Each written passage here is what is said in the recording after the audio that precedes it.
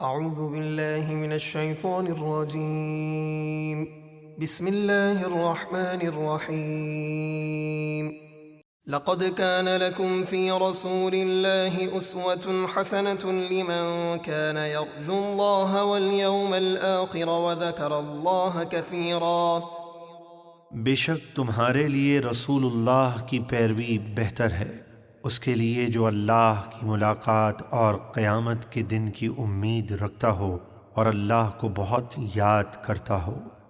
ولما رأى المؤمنون الأحزاب قالوا هذا ما وعدنا الله ورسوله وصدق الله ورسوله وما زادهم إلا إيمانا وتسليما۔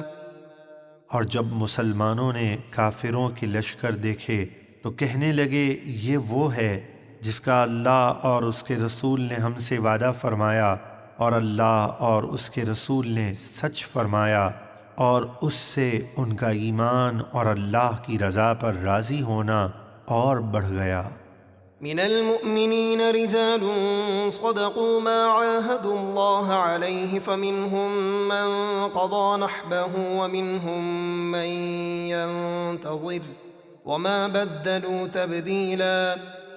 ایمان والوں میں سے کچھ مرد ایسے ہیں جنہوں نے اللہ سے جو وعدہ کیا تھا اسے سچا کر دکھایا، یعنی جہاد میں ثابت قدم رہے، تو ان میں سے کوئی شہید ہو کر اپنی نظر پوری کر چکا، اور ان میں سے کوئی شہادت کا انتظار کر رہا ہے اور وہ ذرا بھی نہ بدلے۔ ليجزي الله الصادقين بصدقهم ويعذب المنافقين إن شاء أو يتوب عليهم إن الله كان غفورا رحيما۔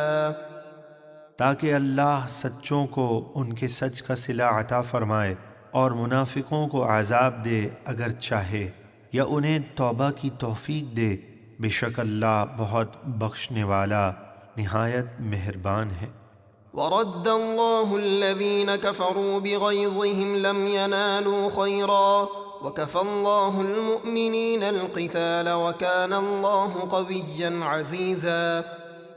اور اللہ نے کافروں کو ان کے دلوں کی جلن کے ساتھ غزوہ خندق سے نامراد لوٹا دیا، وہ کچھ فائدہ حاصل نہ کر سکے، اور لڑائی میں اللہ مسلمانوں کو کافی ہو گیا، اور اللہ بڑی قوت والا، بڑے غلبے والا ہے۔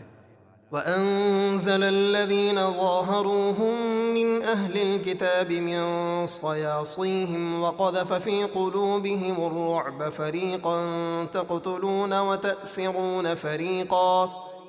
اور جن اہل کتاب نے ان کافروں کی مدد کی تھی، اللہ نے انہیں ان کے قلعوں سے اتارا اور ان کے دلوں میں مسلمانوں کا رعب ڈالا، تو ان کے ایک گروہ کو تم قتل کرتے ہو اور ایک گروہ کو قیدی بناتے ہو۔ اس آیت میں بنو قریظہ کے یہودیوں کا بیان ہے جنہوں نے غزوہ خندق کے موقع پر مسلمانوں کے خلاف کافروں کی مدد کی تھی، تو غزوہ خندق سے فارغ ہو کر مسلمانوں نے ان کے قلعوں کا محاصرہ کر لیا جو کئی دن جاری رہا۔ آخرکار اللہ نے یہودیوں کے دلوں میں مسلمانوں کا رعب ڈال دیا، اور وہ تنگ آ کر قلعوں سے اتر آئے، تو ان میں سے لڑنے والوں کو قتل کیا گیا اور بچوں اور عورتوں کو قیدی بنا لیا گیا۔ وأورثكم أرضهم وديارهم وأموالهم وأرضا لم تطئوها وكان الله على كل شيء قديرا۔ اور اللہ نے ان کی زمین اور ان کے مکان اور ان کے مال کا تمہیں وارث بنا دیا، اور اس زمین کا بھی جس پر تم نے ابھی قدم نہ رکھا، جیسے خیبر وغیرہ، اور اللہ ہر چیز پر قادر ہے۔